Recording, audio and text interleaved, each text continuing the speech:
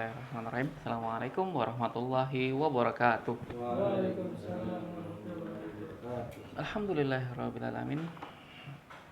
Innal hamdalillah nahmaduhu wa nasta'inu wa nastaghfiruh wa na'udzu billahi min shururi anfusina wa min sayyiati a'malina. Man yahdihillahu fala mudilla lahu wa may yudlil fala hadiyalah. Asyhadu an la ilaha illallah wa asyhadu anna Muhammadan abduhu wa rasuluhu la nabiyya ba'da wa la syari'a ba'da.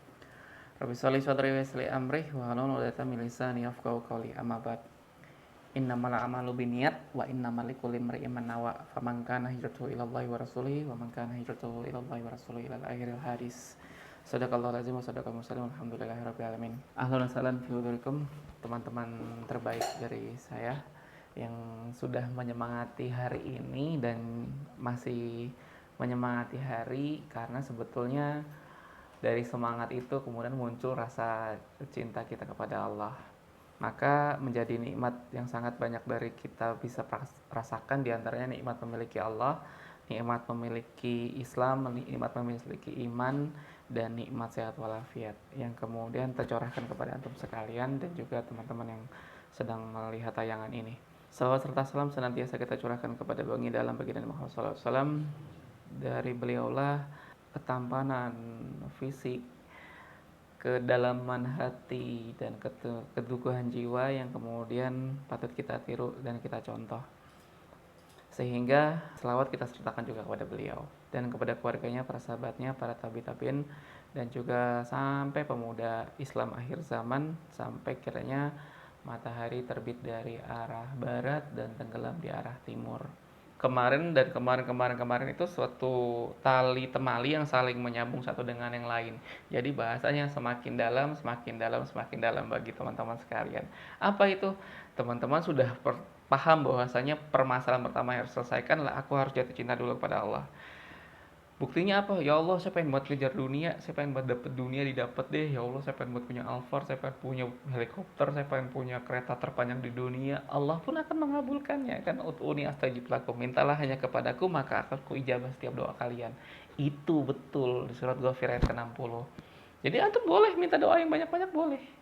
Tapi kemudian antum lihat, jika kiranya Allah berikan itu, apa kemudian memberikan door bagi antum? Misalnya diberi anugerah, diberikan kereta terpanjang, antum mau parkir di mana? Dibelikan helikopter, parkirnya di mana? Kan itu jadi masalah bagi antum sendiri. Sehingga justru Allah memberikan kemudahan kita dalam bentuk doa-doa kita yang kemudian ya sesuai kita panjatkan. Yang syukur-syukur Allah cukupkan. Misalnya Allah semoga kiranya hamba bisa memiliki misalnya helikopter. Qadar Allah, antum dalam aktivitas ikhtiarnya menjalankan itu. Saya harus nyari rumah di tengah lapangan gitu. Rumah saya gubuk, yang penting punya lapangan. Nah itu boleh, silakan. Itu ikhtiar dijalankan. Jangan kemudian saya pengen buat punya helikopter ya Allah, tapi kemudian saya tinggalnya di kontrakan petak yang kemudian penuh rumah. Antum akan menyulitkan diri antum dan akan merepotkan orang lain. Maka malah justru antum menzalimi orang lain. Pantaslah jika kiranya kita bermunajat kepada Allah Subhanahu wa taala juga sama. Kita harus sesuai dengan lisan yang akan kita utarakan, yang dicocokkan dengan hati. Jangan kemudian kita melafalkan suatu doa yang kemudian kita tidak tahu maknanya, tapi kemudian hatinya pengen yang berbeda. Jangan. Sehingga inilah kenapa yadun ulya khairakum yadus salfa. Tangan di atas itu lebih baik daripada tangan di bawah, yang menyebabkan secara teknis orang-orang yang jatuh cinta kepada Allah kecenderungan secara harfiah, lahiriah, zahiriah yang terlihat Allah hadirkan kejayaan di dunia. Jadi Allah itu maha baik sekali. Tidak hanya kejayaan di dunia, tapi juga kejayaan di akhirat. Jadi kalau kemudian di perempatan ada seseorang yang mengenakan seperti halnya seorang muslim, tinggal dilihat aja, antum udah dapat hadis ini belum? Yadun ulya wa khairikum yadus salfa. Oh belum, ya udah jangan minta-minta, mending antum ikhtiar. Cari ini sih bagaimana? Ya silakan antum cari usaha apa kayak belajar sablon kayak dan lain sebagainya.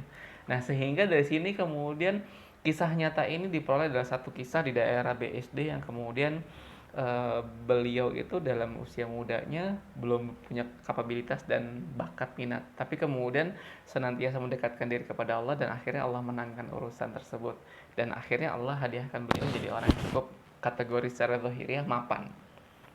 Tapi kemudian apakah kemudian ditinggalkan ke aktivitas akhiratnya? Tidak, malah justru dilesatkan potensi tersebut. Itu salah satu contoh aja. Sehingga ini yang menjadi semangat dari saya secara pribadi ke teman-teman sekalian bahwasanya ud'uni astajib lakum, mintalah hanya kepada Allah maka setiap permintaan akan dikabulkan Allah Subhanahu wa taala. Nah, yang jadi masalah jangan kemudian give up, nyerah dan kemudian aduh udah kapok minta doa itu nggak dikabul-kabulin. Jangan. Justru bisa jadi kita sedang berusaha mewujudkannya. Tinggal kita banyak-banyak melihat diri kita. Karena banyak juga kejadian karena salah kitanya. Oh, dosa itu seperti apa sih? Perasaan gue gak punya dosa. Iya. Kalau pengen tahu dosa, sebetulnya kita harus tahu dulu apa itu dosa itu sendiri. Yang kemudian ciri-ciri orang yang masuk ke dalam surganya Allah dan Allah kabulkan setiap kulub hatinya, belum berucap tapi kemudian dia kabulkan Allah Subhanahu wa taala dalam doanya dan akhirnya terwujud cita-cita tersebut adalah jika kiranya dalam dirinya sangat minim sekali dosa, sangat minim sekali dengan dosa, sehingga dari dosa itu salah satu doa kita Allahumma a'udzubika minal misalnya zunubi, ya Allah jauh, aku bermohon kepadamu agar jauhkan dari dosa-dosaku. Nah, itu salah satu doa yang paling simple, tapi kemudian dosa-dosa tersebut harus kita tahu dosa itu apa. Jadi teman-teman ataupun kawan-kawan sekalian bisa mengabulkan doa sembari eh, tanpa sibuk-sibuk kemudian kita eh, berjibaku ataupun berpikir keras agar gimana doa itu dikabul. Gampang kuncinya. Minimkan dosa, maksimalin kebaikan. Itu doang kuncinya. Minimalkan dosa, maksimalkan kebaikan. Sehingga dosa-dosa itu seperti apa? Dosa itu cuma dua. Enak dong dosa cuma dua. Iya dua. Yaitu dosa yang besar dan dosa yang kecil. Dosa kecil adalah diantaranya adalah menyengajakan memakai sendal terbalik. Kan kita lihat ya bocil-bocil ewek kayak gitu ya. Mana asal make aja.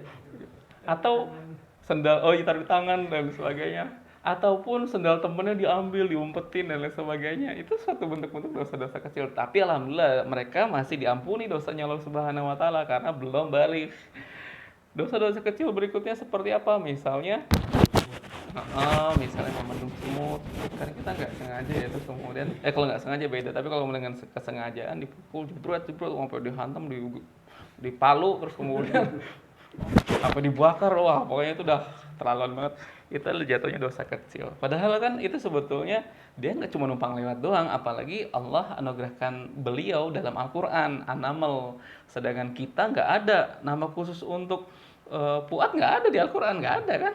Adanya An-Naml ada semut, tapi nama Fuad nggak ada gitu, sehingga lebih mudah semut dalam hal ini.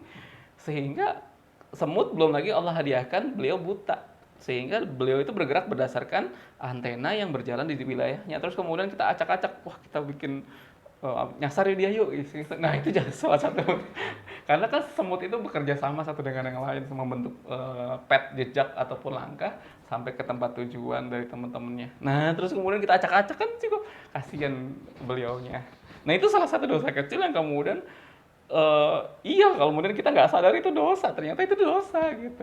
Terus kemudian merengketin sahabat, misalnya datang-datang pagi terus ke front office tiba-tiba ada yang merengket mukanya, padahal saya nggak punya salah apa-apa gitu. Nah sebaiknya kalau misalnya merengket sebaiknya mulai senyum saja paling gampang, sehingga terhindar dari dosa. Makanya kenapa bahasanya tabassam, senyum itu adalah ibadah, dan kemudian tabassum itu salah satu bagian dari sedekah, sehingga nggak repot kan sebetulnya senyum sedetik doang, dah selesai udah Bo. Abis itu mau cemberut lagi terserah, yang penting ketemu orang, dah habis itu dah jangan senyum sendirian. Nanti akan menjadi aneh sekali gitu. Yang kemudian dosa-dosa kecil ini ada di sekitar kita yang kemudian kita tidak tahu. Terus salah satu kenapa sih kalau di pertemuan kemarin itu datangnya Rizky diantaranya adalah kebersihan, menyapu. Makanya menyapu pagi hari itu salah satu bentuk aliyah untuk mengurangi dosa kecil. Jadi kalau kemudian teman-teman habis tidur di sini menggunakan tikar, terus kemudian bangun karena telat, wah telat udah kabur aja tanpa melipat tikar, itu khawatir memunculkan dosa kecil. Walaupun sepele ya, misalnya paling 1 menit, tapi nggak punya waktu, udah telat, misalnya jangan, sebaik mungkin tetap lipat, terus terus langsung aktivitas boleh, itu lebih baik karena itu hanya sekedar sepele tapi menjadi dosa kecil. Walaupun dosa kecil itu bisa digugurkan. Ya, takutnya kita ketumpukan dosa kecil nggak sempet kita urusin dan lain sebagainya. Misalnya di sekitar anak-anak jomblo apa ya dosa-dosa kecil. Dosa-dosa kecil berikutnya adalah menumpuk sampah. Makanya kenapa sih eh, kalau kaitan sama hal sebelumnya itu mendatangkan rezeki salah satunya adalah selalu dalam keadaan bersih dan membuang sampah. Iya, ternyata efek negatifnya ini, episode ini, yaitu dia akan menghasilkan dosa kecil yang kemudian kita anggap sepele hal ini. Padahal kan kita melakukan kebaikan dapat rezeki yang mendatangkan rezeki, tapi malah justru kita nggak mau mendatangkan rezeki, malah menghadirkan dosa kecil. Nah, sayang banget kayak gini kan. Jadi 2 kali kegagalan mendatangkan rezekinya nggak dapet, malah justru mendatangkan dosa-dosa kecil. Padahal sepele kan? Sepele. Tengah masyarakat banyak, sehingga solusinya apa? Ya sudah, dari kita memberi contoh hal-hal seperti ini. Dan akhirnya feedbacknya apa tadi? Mendatangkan rezeki salah satunya adalah mudahnya kita melantunkan doa yang Allah segera kabulkan. Hanya gara-gara perkara sepele.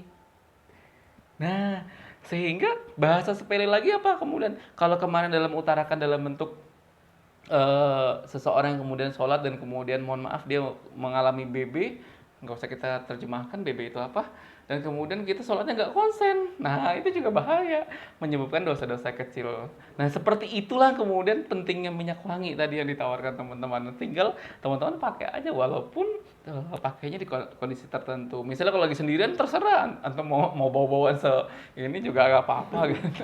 Saking tapi kemudian pas lagi banyak orang, hindarilah dosa-dosa tersebut. Takutnya malah justru dari situ munculnya dosa-dosa besar. Nauzubillah, summa nauzubillah. Kebayang nggak dosa kayak gitu mendatangkan rizki? Kalau misalnya kita tinggalkan hal yang nggak guna, malah mendatangkan rizki dan mengaburkan dari dosa kecil. Nah, karena bahasa itu tengah masyarakat terbayangkan, wah berarti kenapa sih baginda Nabi Muhammad SAW dalam bentuk afaliyahnya beliau itu selalu mengutarakan sesuatu yang baik-baik. Karena apa? Ya, beliau adalah seorang yang ummi, terjaga dari segala bentuk perbuatan hal-hal negatif. Bahkan saat beliau masih kecil pun sudah diambil kotoran-kotoran jahat, eh, dosa-dosa yang kemudian Allah jaga beliau dalam keadaan lurus di jalan Allah. Yang jadi masalah justru malah kebalikan. Wah iya nih, dosa-dosa kecil itu gugur seperti apa? Misalnya beristighfar. Termasuk dosa besar juga diampuni Allah Subhanahu wa taala dengan istighfar. Berjabat tangan. Berjabat tangan itu diampuni juga dosa-dosanya Allah Subhanahu wa taala. Sehingga orang yang sering jabat tangan itu habis itu langsung dia berdoa, itu makbul. Masya Allah. Dikatakan man rajulani, barang siapa 2 orang waliyal talqiyani, dan kemudian dia berjumpa, wal musafahani, dan kemudian dia bermusafahah, bersalaman, ghufira lahuma, diampuni dosa-dosa mereka berdua. Gitu. Doa adalah salah satu mengubah takdir. Jadi kalau kemudian, aduh, gue secara garis tangan nih, ini garis tangan gue garis tangan orang miskin nih, susah kaya, udah jadi mager aja deh. Jangan, justru kita bisa mengubah takdir ini dengan doa salah satunya. Maka doa ini adalah satu bentuk takdir yang bisa kita panjatkan, namun perantara doa ini harus kita pelajari. Salah satunya adalah memaksimalkan kebaikan dan meminimkan keburukan. Sebisa mungkin meminimkan dosa sehingga digugurkan dosa kita semua, insya Allah, amin.